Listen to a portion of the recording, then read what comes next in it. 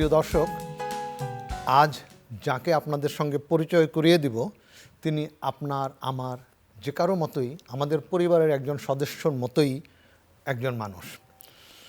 সাধারণ মধ্যবিত্ত পরিবার থেকে আসা, উচ্চশিক্ষিত একজন বাংলাদেশি নারী। ঢাকা বিশ্ববিদ্যালয়ে ভূতত্ত্ব পড়েছেন তিনি। দেশের একটা সেরা ব্যাংকের কর্মকর্তা। এছাড়া ম্যারাথন ও আলট্রা রানের মতো এক্সট্রিম স্পোর্টসে তিনি যথেষ্ট পারদর্শী। আর একজন সফল পর্বতারোহী। সদ্য এভারেস্ট জয় করে ফিরে এসেছেন তিনি। এখন থেকে মাত্র 2 সপ্তাহ আগে তিনি ছিলেন পৃথিবীর শীর্ষে এভারেস্টের শিখরে। সেখান থেকে ফিরে এসেছেন যিনি, তার নাম নুরুন্নাহার নিম্নী। নুরুন্নাহার নিম্নী, আপনাকে স্বাগত জানাই। প্রথমেই আপনাকে এভারেস্টের শিখর জয়ের জন্য আন্তরিক অভিনন্দন এবং অভিবাদন দর্শকদের পক্ষ থেকে এবং আমার পক্ষ থেকে। ধন্যবাদ আপনাকে। এই যে অর্জন এবং তারপর থেকে যে বিপুল সংবর্ধনা আপনি পাচ্ছেন এবং সমাদর পাচ্ছেন সবার কাছ থেকে, এর সম্পর্কে আপনার প্রতিক্রিয়া প্রথমেই জানতে চাই। আজকে অফিসে বসেই গুগলে নিজের নাম লিখছিলাম। আমার সহকর্মী বলছেন যে আপু আপনার নামটা লেখেন তো দেখি কি আসে। তো আমার নামটা সার্চ দেওয়ার পরে অনেক কিছু এলো, অনেক ছবি এলো। তো এটা আমার জন্য নতুন, এরকম কিছু আসলে আমি চাইনি। আমি একটু ব্যক্তিগত জীবনই পছন্দ করি, কিন্তু এখন দেখা যাচ্ছে যে আমি কোন সাবজেক্টে পড়েছি, আমার বাড়ি কোথায়, এগুলো সব যেন সবাই জেনে যাচ্ছে। তো এগুলো আমার জন্য একটু নতুন, এগুলোর সঙ্গে মানিয়ে নিতে একটু সময় লাগছে। দেখা যাচ্ছে যে অফিসে কাজের ফাঁকে হয়তো বা বেরিয়ে যাচ্ছি, অফিসে সময় দিতে পারছি না। এগুলো সব কিছু আমার জন্য নতুন। আমার সহকর্মী আজকে বলছে যে আপনার জীবনটা কেমন বদলে গেছে। আসলে একটু বদলে গেছে, তবে আমার ধারণা এটা খুব বেশি দিন বদলানো থাকবে না। আমি আবার আমার আগের জীবনে ফিরে যেতে পারবো বলে মনে করি। শিখর জয়ের মুহূর্তটি কেমন ছিল, বা তার আগে তার শিখরের কাছাকাছি যে আপনার যাত্রা, সেই সময়টা কেমন ছিল? কি দেখলেন সেই শীর্ষ থেকে? যখন আমাদেরকে বলা হলো যে আরও উপরে ক্যাম্প 3-র উপরে আবহাওয়া খুবই খারাপ, তোমাদেরকে নেমে আসতে হবে, তো একজন শেরপা এসে আমার তাঁবুর দরজা খুলতে বলল। প্রথমে দরজা খুলে সকালবেলা, একদম ভোরবেলা। তো এরকম ভোরবেলা যখন সে জানালো, তখন আমি ঠিক হতবাক হয়ে তার দিকে তাকিয়ে থাকলাম। কারণ আমার প্রস্তুতি হচ্ছে আমি এখন ক্যাম্প 4-এ যাব। তো সেখানে আমাকে বলা হচ্ছে যে আমাকে ক্যাম্প 2-তে ফিরে যেতে হবে কারণ আবহাওয়া খারাপ। তো আমি তাকে বলছি যে আমি তো ফিরে যেতে আসিনি, আমি তো সামনে যেতে এসেছি। তো বলছে আবহাওয়া খারাপ থাকলে তো তুমি যেতে পারবে না। তো আমি বললাম আমরা তো আবহাওয়া ভালো দেখে এসেছিলাম। তো তখন আমাকে বলা হলো যে আবহাওয়া আমরা ভালো দেখে এসেছিলাম, কিন্তু আরও কিছু আবহাওয়া পর্যালোচনা করে দেখা গেছে যে এখন না যাওয়াই ভালো। তো তখন আমি যখন বুঝতে পারলাম যে আসলেই আমাদেরকে ফিরে যেতে হবে, তখন আমি একদম চুপ হয়ে বসে থাকলাম। তো আমার শেরপা ছিলেন না তিনি। তো তিনি আমাকে বলছেন যে ঠিক আছে আপনি তৈরি হন, আমি গেলাম। তো তিনি চলে গেলেন, কিন্তু আমার যে তৈরি হওয়া নিচে যাওয়ার জন্য, তার জন্য কোনো আগ্রহ ছিল না। আমি নিজেকে তৈরিই করতে পারছিলাম না। অথচ একটু আগেই কিন্তু আমি খুব উৎসাহের সহিত তৈরি হচ্ছিলাম যে ক্যাম্প 4-এ যাব।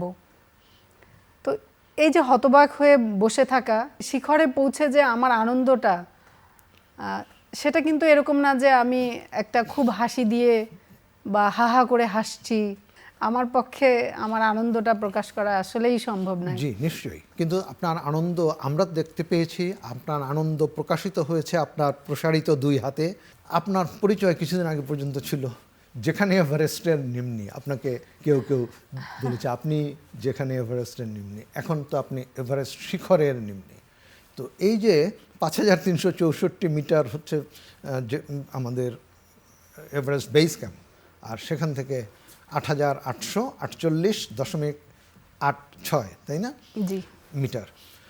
এই উচ্চতায় পৌঁছানোর গল্পটা কতদিনের, কোথা থেকে শুরু, কিভাবে করলেন?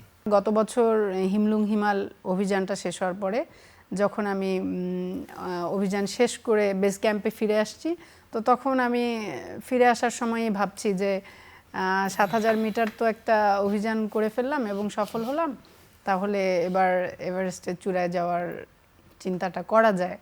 তো এটা হচ্ছে আমার একদম ভাবনার শুরুটা, যে আমি এভারেস্টে যাচ্ছি।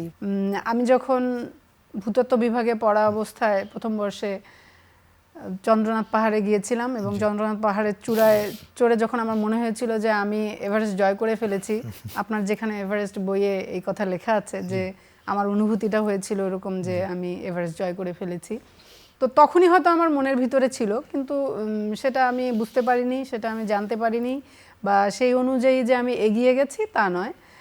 যখন পর্বতারোহণের আগ্রহ হয়েছে, আমি প্রশিক্ষণ নিয়েছি ভারতে, কিন্তু তখনও ভাবিনি যে এভারেস্টে চড়বো, বা এই এত সালে আমি এভারেস্টে চড়বো।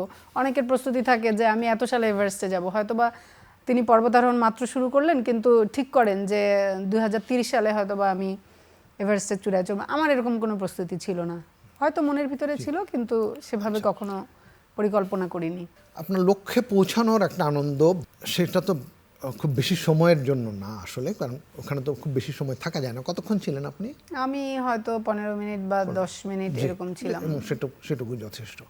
কিন্তু এই যে যাত্রা পথ, বিশেষ করে যে অংশটা আমরা কেউ দেখি না, আমরা তো এভারেস্ট বেস ক্যাম্প পর্যন্ত অনেকেই গিয়েছেন, আপনি জানেন, আপনিও গিয়েছেন।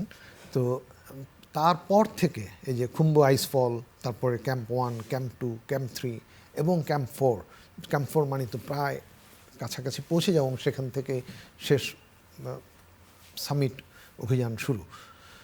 এই পথগুলোতে যখন আপনার কোথাও লেখায় আমি পড়েছি যে কিছু কিছু জায়গা বেশ সহজ পথ, কিছু কিছু জায়গা খুব স্টিপ ক্লাইম্বিং, মানে একেবারে খাড়া 90 ডিগ্রি। তো কিন্তু তারপরেও এখানে তো আপনি কিছুটা দৃশ্য উপভোগ করা, কিছু সৌন্দর্য, এই পথগুলোর বিবরণ কিছু আপনাকে বলবেন আমাকে? কিছু জায়গা, খুম্বুর কথা তো অনেকেই জানে। খুম্বুতে আসলে যেটা হয়, ভয়ের ব্যাপার হয় যে কোনো সময় অ্যাভালান্স হতে পারে। তো আমরা যখন রোটেশনে বেরিয়েছিলাম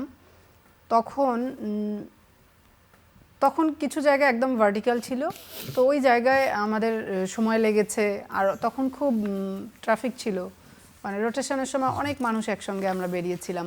এবং খুম্বুর যে রাস্তাটা, এটা আসলে বলা হয়েছে যে এবার সবচেয়ে সহজ রাস্তা বা শর্ট রাস্তা করতে পেরেছে ওরা, যারা খুম্বুতে রুট ওপেন করেন। কিন্তু কিছু কিছু জায়গায় ছিল একদম ভার্টিক্যালি আপনাকে উঠতে হবে, আর কিছু কিছু জায়গা ছিল যে আপনি জাস্ট রোপটা ধরে এগিয়ে যেতে পারেন এমন জায়গা। কিন্তু আপনার চারপাশে কিন্তু ক্রেভাস, এমন কোনো জায়গা নেই যেখানে আপনি দেখতে পাবেন না যে ক্রেভাস নেই। মানে কারো যদি ক্রেভাস দেখার শখ থাকে, অ্যাটলিস্ট খুম্বু পর্যন্ত যেতে পারে, প্রচুর পরিমাণে ক্রেভাস দেখতে পারবে। কিন্তু আমি এখানে একটু যোগ করতে চাই, আমরা যখন ফিরে আসছিলাম তখন কিন্তু খুম্বুর পথটা বদলে গেল। এবং সবচেয়ে ঝুঁকিপূর্ণ বলা হয় যে এভারেস্ট অভিযানটা আসলে এত কঠিন নয়, মানে এত বেশি টেকনিক্যাল মাউন্টেন নয়। তো সেক্ষেত্রে যে অর্থে আমাদাবলাম বা আরো কিছু মাউন্টেন আছে আমাদের 8,000 মিটার, যেগুলো আসলেই খুবই টেকনিক্যাল। তো সেই অর্থে এভারেস্ট এত টেকনিক্যাল নয়, কিন্তু খুম্বু আইসফল পার হওয়াটা আসলেই ঝুঁকিপূর্ণ। যেমন আমাদের সময় যা হয়েছে, আমরা যখন রোটেশনে গিয়েছিলাম আর কি রোটেশনে, তো তখন মাঝপথে কিন্তু যখন মানে আমি ঠিক 15 মিনিট পেছনে ছিলাম, হয়তো বা জাস্ট 10-15 মিনিটই হবে, একটা অ্যাভালান্স হয়েছিল। কিন্তু অ্যাভালান্সটা এরকম নয় যে তুষার যে থাকে, সফট স্নো যেটাকে আমরা বলি, সেগুলো কিন্তু নয়। সেগুলো হলে হয় কি, ধোঁয়ার মতো উড়ে যায়, সব কিছু সাদা হয়ে যায়, এরকম নয়। ওখানে পড়েছিল বড় বড় বরফের চাইগুলো, হ্যাঁ পড়েছিল। তো এত বড় যে মানে না দেখলে আসলে বিশ্বাস হয় না যে এক একটা মানে এই রুমের সমান এরকম একটা বড় বড় চাই পড়ে যাচ্ছে। তো এরকম যখন পড়েছে, তখন একজন ক্লাইম্বার ছিলেন, একজন গাইড ছিলেন, তো ওরা একদম ডুবে গেছিল। এখানে আমার বন্ধু ছিল, নিমেষ ছিল।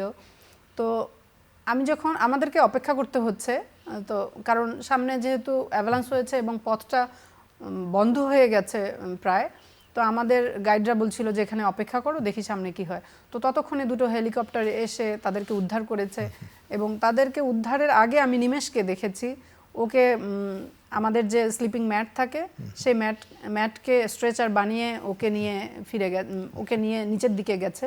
খুম্বু পার হওয়ার আগেই কারো কারো অভিযানও শেষ হতে পারে, খুম্বু এতটাই ঝুঁকিপূর্ণ।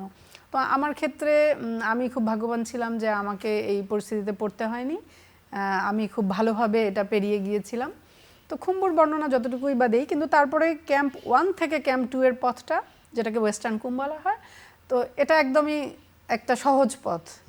এখানে আপনি 6000 মিটার থেকে 6400 মিটারে কখন চলে যাবেন আপনি টেরও পাবেন না, আপনার কোনো ধরনের কোনো কষ্ট হবে না, মনে হবে যে সমতলে হেঁটে যাচ্ছেন। কিন্তু তুষারে ঢাকা একটা পথ, লাইন করে দেওয়া আছে, ওখানে আপনি রোপ আছে, রোপ ধরে ধরে যাবেন, রোপের বাইরে একটুও যেতে পারবেন না, একটুও যাওয়া নিষেধ, কারণ যে কোনো সময় ওখানে গোপন কিছু ক্রেভাস থাকতে পারে। এবং আমরা যখন ফিরে আসি, মজার ব্যাপার হচ্ছে আমি তো অনেক আগে গিয়েছিলাম, বিশেষ করে রোটেশনের সময়টা ছিল আমার 6ই মে, আর যখন আমি ফিরে আসি তখন 28শে মে। তো তখন দেখেছি যে মানে ওয়েস্টার্ন কুম পুরো চেঞ্জ হয়ে গেছে। একপাশে তো নুপসে থেকে অনেক সময় রকফল হয়, আর আমরা যে পথটা ধরে গেছি সেই পথটাই শুধু আছে, আর চারপাশে একদম পথের সঙ্গেও মনে হয় যে 2-4টে ক্রেভাস রয়ে গেছে। তো আমি যেটা বলছিলাম যে আমাদের একজন সহযাত্রী, ও ক্যাম্প 2-তে ছিল, চার্লি, তো ওর খারাপ লাগছিল ক্যাম্প 2-তে, তো ও বলছে যে তাহলে আমি বেস ক্যাম্পে ফিরে যাই, পরে আসবো। তো বেস ক্যাম্পে যাওয়ার পথে ও সেফটি ব্যবহার করেনি বা কিছু একটা সমস্যা, কিন্তু ও কিন্তু ওই ক্যাম্প 2-এর ওয়েস্টার্ন কুমের ক্রেভাসে পড়ে গিয়েছিল এবং তাকে পরে হেলিকপ্টারে এসে উদ্ধার করেছিল। তো এরকমই, মানে দেখে সহজ, আপনি সহজে হেঁটে যেতে পারবেন, কিন্তু এখানে যে কি ঝুঁকি আছে সেটা বোঝা যায় না। কোনো মজার ঘটনা কি ঘটেছে আপনাদের এই অভিযাত্রার সময়? ভাষার যে দূরত্ব, সেটা নিয়ে আমার একটা ছোট্ট মজার ঘটনা আছে। রোটেশনের পর যখন আমি 9 তারিখে বেস ক্যাম্পে ফিরে আসছি, তো তখন আমার সঙ্গে আমার শেরপা লাকপা ছিল। লাকপা খুবই কম বয়স্ক একজন শেরপা, 23 বছর বয়স মাত্র, কিন্তু সে ততদিনে 2বার এভারেস্ট সামিট করে ফেলেছে। তার সঙ্গে আমি ফিরছি, আমরা ক্যাম্প 2 থেকে সরাসরি বেস ক্যাম্পে আসছি। তো প্রতিমধ্যে আমার মনে হলো যে আমার পানীয় শেষ হয়ে গিয়েছিল, আমার কাছে তেমন মানে পানীয় জাতীয় কিছু ছিল না, এবং আমার লাকপা ও কোনো পানি নিয়েই আসেনি। তো আমরা মোটামুটি 1 বোতল পানির মধ্যে, আমি 1 বোতল পানি দিয়ে এতটা সময়, তো আমার খুব তৃষ্ণা পাচ্ছিল বা মনে হচ্ছিল যে আমি একটু ডিহাইড্রেট হয়ে গেছি। তো আমি ওকে জিজ্ঞেস করছি, ওর সঙ্গে যেহেতু আমার ভাষাগত দূরত্ব আছে, ও ইংরেজি বোঝে না সেরকম, বা বলতে পারে না যতটুকুই বুঝুক, আবার ও হিন্দি বললে আমি বুঝতে পারি না, তো এরকম একটা সমস্যা। তো আমি তাকে তারপরে বোঝানোর চেষ্টা করছি যে লাকপা, তোমার কাছে কি ওরাল স্যালাইন আছে? তো ও বলছে কি, মানে সে বুঝতে পারছে না। তা আমি তাকে আবার একটু ভেঙে বললাম ওর স্যালাইন হবে, তো ওর স্যালাইনও বুঝতে পারলো না। তা আমি তাকে জিজ্ঞেস করলাম তোমার কাছে কি স্যালাইন আছে? তো স্যালাইনও সে বুঝতে পারছে না। তারপর তাকে আমি ইশারা ইঙ্গিতে বোঝালাম যে মানুষ অসুস্থ হলে যে স্যালাইন দেয়, এরকম স্যালাইন তো খাওয়াও যায়, এরকম কিছু আছে তোমার কাছে? সে বলছে যে না, আমি তোমার কথা বুঝতে পারছি না, আমার কাছে কিছু নেই। তো আমি খাওয়ার কথা বলেছি, তো ও ভেবেছে চকলেট, পরে ও চকলেটও বের করে দেওয়ার চেষ্টা করছে। আমি বলছি না, আমি এগুলো চাচ্ছি না, আমি স্যালাইন চাচ্ছিলাম। আচ্ছা ঠিক আছে, বাদ দাও। তো এই কনভারসেশনটা পুরোটা হয়েছিল কি একটু পর পর। আমি হয়তো বা একবার ওকে জিজ্ঞেস করি যে তোমার কাছে ওরাল স্যালাইন আছে, তো ও না বলে, তখন আমি হাল ছেড়ে দিই যে না, ওকে আমি বোঝাতে পারবো না। তো দেখা যায় যে 10-15 মিনিট পর আবার আমি জিজ্ঞেস করি, কারণ আমার মনে হয় যে আমার একটু স্যালাইন খাওয়া দরকার ছিল, কিন্তু এদিকে কিন্তু আমার কাছে পানি নেই, স্যালাইন পেয়েই যে কি করতাম আমি জানি না। তো যাই হোক, তো পরে যখন বেস ক্যাম্পে চলে এসেছি, তখন অ্যাংতেম বাদাইয়ের সঙ্গে দেখা, তো তখনও আমি স্যালাইনের কথা ভুলতে পারছি না। তো অ্যাংতেম বাদাইকে আমি বলছি যে তোমার কাছে, আমি এখন চেষ্টা করছি যে বেস ক্যাম্পে অ্যাটলিস্ট খেতে পারবো। তো আমি অ্যাংতেম বাদাইকে জিজ্ঞেস করছি, ওকে আমি বারবার জিজ্ঞেস করছি স্যালাইন আছে কিনা, তোমাদের কাছে স্যালাইন আছে? তো ও জিজ্ঞেস করছে স্যালাইন কি। তখন আমি তাকে বললাম যে ওরাল স্যালাইন, মানে অনেকভাবে বোঝানোর পর তেম্বাদাই বুঝতে পারলেন যে হ্যাঁ আমি কি চাচ্ছি। তখন তিনি বললেন যে জীবন জাল চাচ্ছেন। তো সঙ্গে সঙ্গে আমার শেরপা তার পকেট থেকে জীবন জাল বের করে ফেললো, অথচ আমি পুরো পথে জীবন জাল খুঁজে বেড়াচ্ছি, পাচ্ছি না। শব্দের ভাষাগত দূরত্বের কারণে এখন আমি কিন্তু জানি জীবন জাল কাকে বলে। এই যে আবহাওয়া বা পাহাড়ের আচরণ এবং যে ঝুঁকি, এগুলো কীরকম এবং এটা অতিক্রম করে যাওয়ার জন্য আপনার কি কি করা উচিত বা এটাকে ম্যানেজ করার জন্য কি করা যায়? আপনাকে একজন পর্বতারোহী হতে হলে অবশ্যই মানসিকভাবে প্রস্তুত হতে হবে, কারণ পাহাড়ে কখন আবহাওয়া ভালো থাকবে, কখন খারাপ থাকবে, হঠাৎ করে খারাপ হয়ে যেতে পারে। তো এগুলো মেনে নিয়ে যদি আপনি ওখানে যেতে পারেন, এই মানসিকতা যদি আপনার থাকে, তবেই আপনার আসলে পর্বতে যাওয়া উচিত। এবং যখন আমরা দেখি যে আবহাওয়া খারাপ, আমরা যেটা করি আমরা ফিরে আসি। এবং নিজের সুস্থতা সক্ষমতা, নিজের সক্ষমতা না থাকলে তো আর আপনি ফিরে আসতে পারবেন না, কিন্তু যেটা বলছি যে আপনাকে সুস্থ থাকতে হবে পর্বতে যাওয়ার জন্য। আমি গতবার যখন হিমলুং হিমালে গিয়েছিলাম, তো তখন আমাদের সঙ্গে একজন অস্ট্রেলিয়ান ক্লাইম্বার ছিলেন, সিনতার্ক। তো তার সমস্যা ছিল যে 6000 মিটার উপরে গেলেই তার চোখে মানে স্নো ব্লাইন্ড হয়ে যায় স্নোর কারণে, বরফের কারণে। তো তিনি আমাদের এবার যখন এসেছিলেন, উনি আগে একবার গিয়েছিলেন, এবারও এসেছিলেন, তো উনি খুব ভালো স্নো গগলস কিনেছিলেন যে এবার আমাকে কেউ ঠেকাতে পারবে না, আমার চোখে কোনো স্নো ঢুকতে পারবে না, সো আমি স্নো ব্লাইন্ডও হব না। কিন্তু উনি কিন্তু স্নো ব্লাইন্ড হয়ে গিয়েছিলেন আবারও, এবং ওনাকে ওনার ডক্টর না করেছিলেন 6000 মিটারের উপরে যেতে। তারপরে উনি 7000 মিটার পর্বতে এসেছিলেন এবং উনি সেখান থেকে আর ফিরে আসতে পারেননি। তো আমাদেরকে বুঝতে হবে, জানতে হবে যে আমি সক্ষম কিনা। সবাইকে এভারেস্ট জয় করতে হবে না, এভারেস্টের শিখরে পৌঁছাতে হবে না, কিন্তু আপনাকে সুস্থ থাকতে হবে। সুস্থভাবে ফিরে আসতে পারবেন, এই আত্মবিশ্বাস থাকলেই কেবল যাওয়া দরকার। আপনার যে সমস্ত লেখা আমি পড়েছি, আপনি একটা আকর্ষক গদ্য, চমৎকার পরিশীলিত প্রমিত ভাষায় আয়ত্ত করেছেন। এটা কিভাবে আয়ত্ত করলেন? জানি না কতটুকু আয়ত্ত করেছি, কিন্তু আমি বড় হয়েছি যৌথ পরিবারে।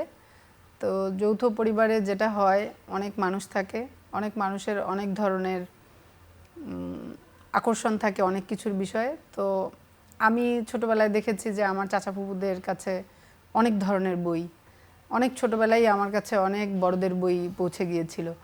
তো ছোটবেলা থেকেই অনেক বই পড়েছি, হয়তো বা বই পড়া থেকে শিখেছি।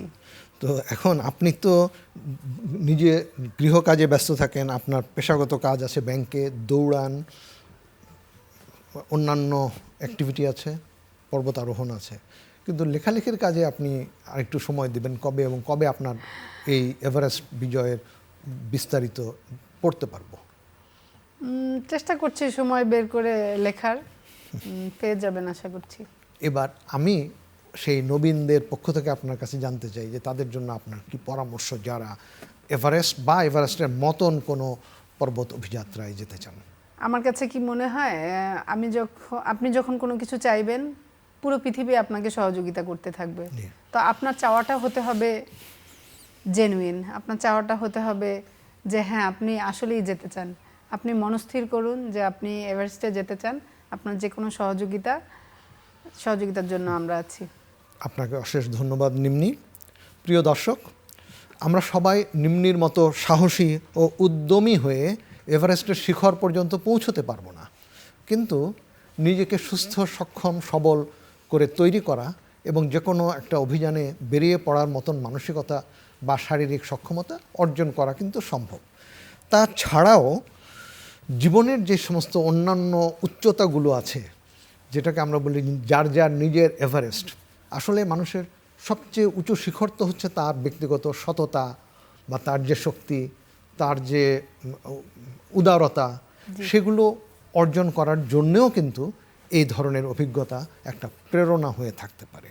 আমরা আশা করব আপনারা এই গল্প থেকে অনুপ্রাণিত হবেন এবং প্রত্যেকে যার যার এভারেস্ট শিখর বিজয়ের জন্য প্রস্তুত হবেন।